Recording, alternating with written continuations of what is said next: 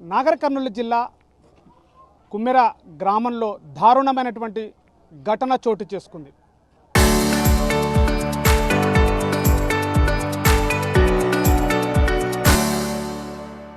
కుమ్మెర గ్రామంలో 3 రోజులుగా జరిగేటువంటి మల్లికార్జున స్వామి యొక్క జాతర కార్యక్రమంలో పాల్గొనడానికి వచ్చినటువంటి మహిళ పైన కుటుంబం పైన దాడి చేసి 2 నెలల చిన్నారి పాపకు మృతికి కారణమైనటువంటి ఘటన జిల్లా వ్యాప్తంగా అటు రాష్ట్ర వ్యాప్తంగా కూడా చర్చనీయాంశంగా మారింది. అసలు ఈ యొక్క జాతరలో ఆ పాప 2 నెలల పాప చిన్న పాప చనిపోవడానికి గల కారణాలేంటి, అసలు ఆ కుటుంబం పైన దాడి చేయడానికి అవసరం ఏముంది అనేటువంటి విషయాలపైన మనం ప్రస్తుతం కుమ్మెర గ్రామంలో ఉన్నాం. ఆ కుటుంబానికి చెందినటువంటి సభ్యులు చాలా దిగ్భ్రాంతి వ్యక్తం చేస్తున్నారు. ఇలాంటి దారుణమైన ఘటన జరగడానికి గల కారకులని వెంటనే అరెస్ట్ చేయాలని చెప్పి ఇక్కడ కోరుకుంటున్నారు. ప్రస్తుతం ఆ కుటుంబానికి చెందినటువంటి సభ్యులు తల్లి, ఆ పాపకు సంబంధించిన తల్లి ఉంది. ప్రస్తుతం ఆ పాప తల్లితో మాట్లాడి మరిన్ని విషయాలు తెలుసుకునే ప్రయత్నం చేద్దాం. అమ్మ, చెప్పండి, మొన్న జరిగినటువంటి ఘటనలో అసలు ఏం జరిగింది? మొదటి నుంచి అసలు జాతరకి వెళ్ళేటప్పుడు మిమ్మల్ని ఎవరు అడ్డుకున్నారు? మీ పైన జరిగినటువంటి జాడి ఏంటని చెప్పండి ఒకసారి. ఏం జరిగింది అసలు? మేము దర్శనానికి వెళ్ళినాం సార్. మా అత్తమ్మ వాళ్ళు, మా ఆడబిడ్డ కలిసి దర్శనానికి వెళ్ళినాము. దర్శనానికి వెళ్ళి కొండపైన శివుని దగ్గర దర్శనం చేసుకొని కిందికి వచ్చి గుహ దగ్గర దర్శనం చేసుకుందామని వెళ్ళినాము. వెళితే అక్కడ కర్తనంట సార్ శ్రీనివాస్ రెడ్డి, మాకు తెలియదు. అయితే మాకంటే ముందు పోయిన వాళ్ళు డబ్బులు ఇవ్వకుండానే పోయిర్రు మేము చూసినాం సార్. అయితే వాళ్ళు వెళ్తున్నారు కదా, మనం కూడా లోపలికి వెళ్ళి దర్శనం చేసుకుందాం అత్తమ్మ అని చెప్పి నేను మా అత్తమ్మ వాళ్ళకి చెప్పిన తర్వాత సరే పోదాం పారి లోపలికి అని చెప్పేసి మేము లోపలికి వెళ్తుంటే మమ్మల్ని చూసి గేట్ వేసేసిండు సార్. గేట్ వేసేసి మీరు ఫస్ట్ దర్శనం చేసుకోవాలి అంటే మాకు 100 రూపాయలు ఇచ్చి దర్శనం చేసుకోవాలని చెప్పిండు. 100 రూపాయలు ఎందుకు ఇవ్వాలి, వాళ్ళు ఊకనే వెళ్ళిరు కదా, మేము కూడా అట్లనే మొక్కి పోవడానికి ఎట్లా మేము అన్నదానం చేయాలనుకుంటున్నాం, అన్నదానం చేస్తాము, లేకపోతే మాకు ఇష్టం ఉన్నంత దేవుని హుండీలో వేస్తామని చెప్పేసి మా అత్తమ్మ అనేసింది. ఇంకా నీకు చెప్తే అర్థం కదా, నువ్వు లోపలికి రావడానికి వీలు కాదు. ఏమన్నా గలీజ్గా తిట్టిరు సార్. మా అత్తమ్మని ఇట్లా బట్టి దొబ్బితే ఇక్కడ నుంచి అక్కడికి వెళ్ళిపోయింది, ఆమె కింద పడిపోయింది. అయితే అక్కడ ఉన్న వాళ్ళు పట్టుకున్నారు ఆమెని. ఇంకా అక్కడ నుంచి ఎప్పుడు కూడా మాట పడలేదు. మేము ఇట్లా మాట పడినామని చెప్పేసి అక్కడ రచ్చకట్టు ఉంది సార్, అక్కడ కూర్చొని ఇంకా అందరం ఏడుస్తుంటే మా ఆయన వచ్చిండు. అంటే చిన్న పాపని తీసుకొని వచ్చిర్రు జాతరకి, ఇంకా రాలేదు ఎందుకని ఇంటి దగ్గర నుంచి మా ఆయన వచ్చిండు. ఏమైందని చెప్పేసి నా మీద కోపం అవుతుంటే మా వాళ్ళు ఏడ్చుకుంటూ కూర్చున్నారు. వాళ్ళని చూసి ఏమైందని అడిగిండు. అడిగితే ఇంకా మా వాళ్ళు చెప్పారు గిట్లా అయిందిరా, అందరు తిడుతున్నారా అంటే ఇంకా ఊర్లో వాళ్ళు కూడా ఎవరో చూసిన వాళ్ళు ఇంకా ఊకుంటారా సార్, వీడియోలు తీసుకుంటారు, ఇంకా అన్నీ పెట్టుకుంటారు కదా. ఇంకా అట్లా చూసేసి మా ఆయనకు కూడా చెప్పిరంట సార్, వాళ్ళ ఫ్రెండ్స్ చెప్పిరా ఎవరు చెప్పిరో తెలియదు. ఇంకా అట్లా తెలిసిన దాని ఎంబడే ఇంకా తెలియనట్టు వచ్చి ఇంకా మా ఆయన కూడా అడిగిండు సార్. అడిగిన తర్వాతకి ఇంకా ఇట్లా అన్నారా శ్రీనివాస్ రెడ్డి అని చెప్పేసి ఇంకా మా అత్తమ్మ వాళ్ళు, మా ఆడబిడ్డ అందరు కలిసి ఆయన దగ్గర ఏడ్చేసరికి సరే వాళ్ళు ఇట్లా అన్నారు కదా, నేను వెళ్ళి అడిగేసి వస్తా అని చెప్పేసి ఫస్ట్ ఒకడే పైకి వెళ్ళిపోయిండు. అక్కడ ఎవ్వరు లేరు సార్. అక్కడ ఎవరు లేకుండేసరికి అక్కడ ఎవరు లేరు అని చెప్పేసి మళ్ళీ కిందికి వచ్చి మా అమ్మలక్కల్ని ఇంత గలీజ్గా మాట్లాడుతున్నారు. మరి మేము కూడా అదే విధంగా చేస్తే వాళ్ళు ఏమన్నారా అంటే వాళ్ళు రెడ్డిస్ అయినందుకు ఇట్లా మాట్లాడిరా అని చెప్పేసి మా ఆయన గ్రూప్లో పెట్టిండు సార్. వాళ్ళు మాట్లాడిన దానికి మా ఆయన మాట్లాడిన దానికి తప్పే లేదు. అయితే వీళ్ళు గ్రూప్లో ఉన్న వాళ్ళు విన్న తర్వాత మా ఆయనకు ఫస్ట్ గుంజుకుపోయి 4 కొట్టిరు సార్. ఫస్ట్ శ్రీకాంత్ రెడ్డి, సతీష్ రెడ్డి, శ్రీనివాస్ రెడ్డి, ఇంకొకళ్ళు ఎవరో సార్, నాకు అంతగా నేను కొత్త ఈ ఊరికి. అయితే ఇంకా వాళ్ళు 4 కలిసి కొట్టిరు. ఫస్ట్ కొట్టి ఇంకా మా ఆయనని కింద వేసిరు. మా ఆయనకు రాడుంది సార్ కాలుకి. అయితే కింద వేసిరు. ఆయనకి ఇంకా తొందరగా కాలు వెనకకు జరపనికి రాలేక కింద పడిపోయిండు. ఇంకా మా ఆయన అది కొబ్బరి నార ఉంటుంది చూడండి సార్, అది రాడు ఉంటుంది కదా, ఆ రాడు తీసుకొని శ్రీనివాస్ రెడ్డి మా ఆయనకు పొడవనికి పోతే తప్పించుకున్నాడు సార్. తప్పించుకున్న ఎంబడే ఇంకా ఆయన కింద పడిపోయిండు. ఆయనకు చిన్న గాయం మాత్రమే గీసుకుపోయింది సార్ ఇక్కడ. ఇంకా అయితే మా ఆయన రాళ్ళ తీసుకొని కొట్టిండు అని చెప్పేసి ఇట్లా కారు పట్టుకొని లోపలికి గుంజుకుపోయిండు. మేము అప్పటికి బస్సు ఎక్కినాం సార్. ఊరు వెళ్తున్నాము, మా ఆయన వస్తున్నాడు అని చెప్పేసి బస్సు ఎక్కినాము. ఇంకా మా అత్తమ్మ ఉండి పిల్లగాడు కీర్తి అని చెప్పేసి మా ఆడబిడ్డకు ఫోన్ చేసింది, పిలిపించింది. ఇంకా మేము బస్సు దిగి ఉరుకుతూనే ఉన్నాము. ఆమెనేమో బట్టలు మొత్తము బ్యాగులు మొత్తం ఒక దగ్గర పాడేసింది. నేనేమో మా పాప చిన్న పాప కనిపించదాడు పిల్లని అక్కడనే వదిలేసి ఉరికిన సార్. నేను ఆ పాపకు ఇట్లా వెళ్తుంటే మాత్రం పాపకు పట్టుకోమని చెప్పి ఆ పాపకి ఇచ్చేసి వెళ్ళిపోయి కొట్టొద్దుండన్న అని చెప్తే మమ్మల్ని తప్పుగా మాట్లాడారు సార్ వాళ్ళు. అంటే అక్కడ ప్రధానంగా ఆ కొబ్బరికాయలు కొట్టేటువంటి ప్రధానమైన స్థలంలో తీసుకెళ్లి మీ పైన దాడులు జరిగినట్టుగా వీడియోలు వస్తున్నాయి. అంటే ఇదంతా కూడా దర్శనానికి పోవడానికి అడ్డగించి ఇదంతా జరిగిందంటారా, ఎట్లా ఏంటిది? అంటే సార్ వీళ్ళని లోపలికి గుంజుకెళ్ళిర్రు. ఈయనను గుంజుకొని పోయిర్రు, నా కొడుకుని కొడతారని చెప్పేసి మా అత్తమ్మ కూడా ఇట్లా లోపలికి వెళ్ళింది. లోపలికి వెళ్ళి కొట్టకండి అని చెప్పేసి మా ఆయనకి ఇట్లా నా కొడుకుని కొట్టకుని ఏ తల్లి ఊకోదు సార్, నా కొడుకుని కొట్టొద్దుండి అనేది కాళ్ళు పట్టుకొనికే పోతే సతీష్ రెడ్డి నడుముల మీద నిలబడింది సార్. మా అత్తమ్మకి ఆమెకు ముందే కిడ్నీ ప్రాబ్లమ్ సార్. ఆమెకి నడుముల మీద నిలబడేసరికి ఆమె అట్టనే కింద పడిపోయింది సార్. ఆమె కింద పడిపోయినాడు. యువతల ఏసు మధు అందరూ కలిసి ఒకసారి ఒక రౌండ్ అయిపోయింది సార్. మా ఆయనను అందరు బట్టి కొట్టిరు, ఎట్లా జిక్కితే అక్కడ కొట్టిరు. కొబ్బరికాయలు తీసుకొని ఈపుల్లో నెత్తల మీద కొడుతూనే ఉన్నారు సార్. ఇంకా సరే అని చెప్పి కొట్టిరు. సరే మా ఆయనదే తప్పు, మీ కాళ్ళు పట్టుకోపిస్తాము మేము, నీ కాళ్ళు పట్టుకుని తప్పైందని చెప్పిస్తాము మేమని మా అత్తమ్మ దగ్గర మా ఆయన దగ్గర వాళ్ళ కాళ్ళ మీద పడిపించి ఇట్లా వాళ్ళ కాళ్ళ మీద పడి చెప్పు అని చెప్పి మా ఆయన మా అత్తమ్మ వాళ్ళ కాళ్ళ మీద పడ్డారు సార్. వాళ్ళ కాళ్ళ మీద పడితే కాళ్ళ మీద పడ్డవా కొడుకు అని చెప్పి రాడ్ తీసుకొని శ్రీనివాస్ రెడ్డి, శ్రీకాంత్ రెడ్డి అనే వాళ్ళు బాగా కొట్టిరు సార్. లోపలనే బాగా వెళ్ళి కొడుతున్నారు. బయట మేము మొత్తుకుంటున్నాము. చిన్న పాప, మా పాపకు సౌండ్ పడదు సార్. అక్కడ జరిగినటువంటి ఘటనలో పాప కింద వదిలిపెట్టి వెళ్ళారు, మీ భర్తను కాపాడుకోవడం కోసం మీరు వెళ్ళారు అతను దాడి చేస్తున్నప్పుడు. పాపకి ఇంకా ఈమె పాప ఏడుస్తుందని చెప్పేసి మా చిన్న ఆడబిడ్డ ఆ వదిన పాప ఏడుస్తుందని చెప్పి నాకు ఇచ్చింది సార్. ఇచ్చిన తర్వాతకి ఇంకా ఏడుస్తుందని చెప్పి ఆ పాపకి పాలకే పెట్టుకున్నా సార్. నేను నిలబడ్డతోనే ఇట్లా గేటు పట్టుకొని కొట్టొద్దుండి మా ఆయనని చెప్పి ఇట్లా పాలకు నిలబడ్డ దగ్గరనే పాలకు పెట్టుకొని ఇంకా వాళ్ళని బ్రతిమాలుకుంటున్నాం సార్. బయట ఈమె అరుస్తుంది, నేను అరుస్తున్నా. ఈమె జుట్టు పట్టి ఇట్లా గలీజ్గా మీద చేతులు వేసి ఇట్లా బయటికి నెట్టేసిండ్రు సార్. బయటికి నెట్టేసుకుంటా ఇట్లా గొంతులు పట్టి విసుకుంటా నాకు ఇప్పటి వరకు గొంతు మింగనీయట్లేదు సార్. అన్నం తినాలన్నా కానీ నీళ్ళు తాగాలన్నా ఇబ్బంది అవుతుంది నాకు. సతీష్ సర్పంచ్ కొడుకు సార్, అందరినీ ఎన్కేసుకొని రావాల్సిన ఆయననే అట్లా గలీజ్గా మాట్లాడుతుండు. ఇంకా మా ఆయనదే తప్పు అంటున్నారు కదా. మేము మళ్ళీ క్షమాపణ చెప్పిస్తానే వాళ్ళని కాళ్ళు పట్టుకొని పోయినా సార్. ఇట్లా మోకాలతోనే తన్నే వరకు పాప అంత దూరం పడిపోయింది. నాకు నెత్తికి తాకేసరికి ఏం కనిపించలేదు సార్. అయితే నేను పాప ఎక్కడ పడిందో తెలియక ఆమె వాయిస్ని మాత్రమే అది కుల్లలాగా ఉంటుంది కదా సార్, ఆ వాయిస్ ఇన్ని ఎంబడే ఇట్లా గుంజుకొని పాలకెట్టుకున్నా సార్. పాలు 2 బుక్కలు తాగింది సార్. ఇంకంతే అప్పటి నుంచి మా పాప పాలు తాగడమే మానేసింది. అసలు ఎంత ఆడుకునేది, ఎంత మంచిగా ఉండేది. అందరితో చెప్పినట్టే ఎట్లా చెప్పితే అట్లా పాలు తాగిన ఎంబడి ఈమెతోనే ఉండేది సార్. మా దగ్గరికి రాకపోయేది ఈమెతోనే ఎక్కువ ఉండేది. ఆ పాపని మంచిగానే ఉంది. ఈయన అసలు బతికే. పాప మీ దగ్గర నుంచి పాలు తాగిన తర్వాత ఎప్పుడు చనిపోయిందని చెప్పేసి ఎప్పుడు గుర్తించారు? ఎప్పుడు చనిపోయింది పాప? చనిపోయిన తర్వాత అంటే ఆమె కింద పడ్డ తర్వాత నేను పాలకెట్టుకున్న పాలు తాగలేదు సార్. అప్పుడు ఇంకా ఎప్పుడు తాగినా 2 బుక్కలు తాగేది, ఇంకా తర్వాత వదిలేసేది. సరే ఇంకా ఒక్కొక్కసారి ఇట్లనే చేస్తారేమో పిల్లలని. ఇంకా ఈయనకు బాగా సిచ్యువేషన్ బాగా కఠినంగా ఉంది సార్. ఇంకా నేను వీళ్ళ మీద పడి ఇంకా పాపని అంతా అబ్జర్వ్ చేయలేకపోయినా. అయితే 4 గంటలకి పాలు తాగుతుందేమో అనుకున్నా సార్. పాలు తాగుతుందేమో అనుకున్నా. నా బిడ్డ సచ్చకొరకు తాగిందేమో సార్. పాలు తాగింది, కొన్ని పాలు తాగిన ఎంబడి భుజానికి వేసుకున్నా. హాఫ్ అన్ అవర్ తర్వాత భుజానికి వేసుకున్నా. 4:30కు పడుకోబెట్టినా ఇంకా పడుకుంది, మంచిగానే పడుకుంది. ఆ పాపకి నిండా కప్పి పడుకోబెట్టిన సార్.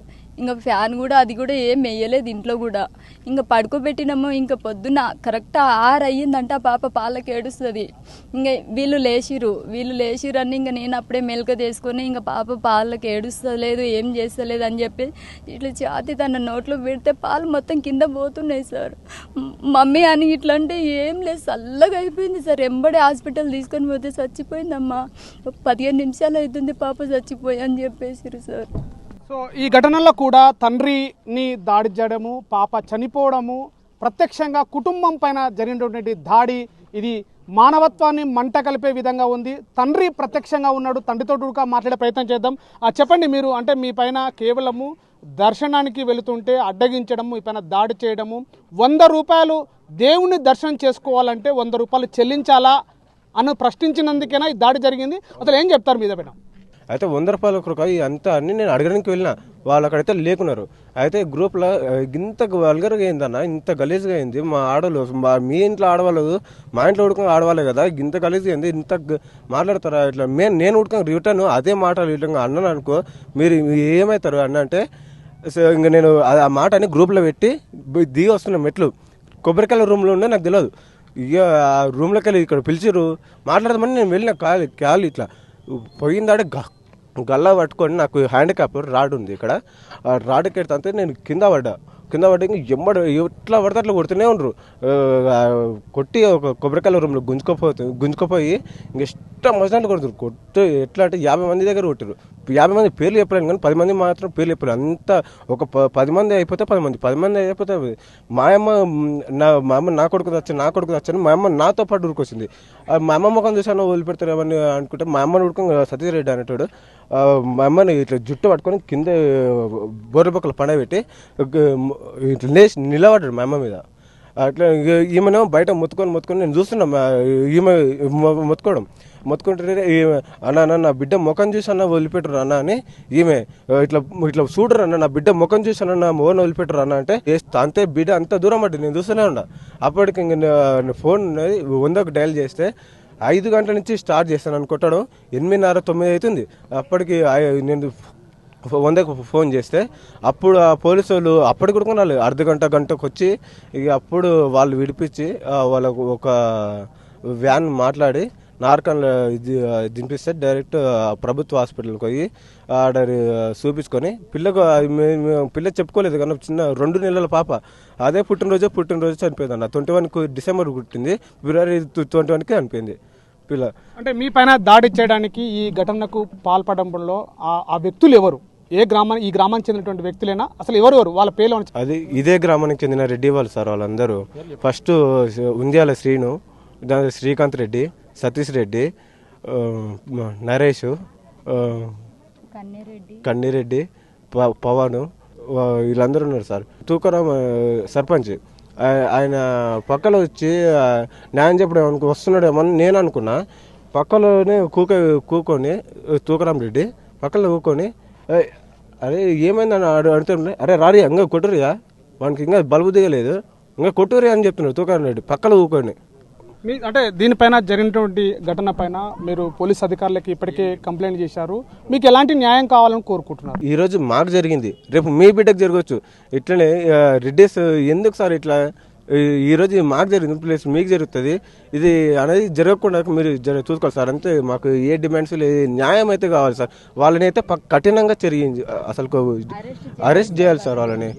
మామూలుగా ఇంతవరకు కొట్టారు, అసలు ఇంకా కొట్టాను కానీ నా బిడ్డని పోగొట్టుకున్నా సార్ నేను. మా పాపకి ఏ విధంగా అయితే అన్యాయం జరిగిందో సార్, ఈరోజు నా కడుపు కోత మిగిలింది. రేపు ఇంకా ఎంతమంది తల్లులు ఏడుస్తారో తెలియదు. నా బిడ్డ ఎట్లయితే చనిపోయిందో వాళ్ళందరినీ అరెస్ట్ చేపిస్తామని రాత్రి పోలీస్ ఆయన చెప్పిండు. వాళ్ళు ఇంతవరకు కూడా మాకు కనబడలేదు.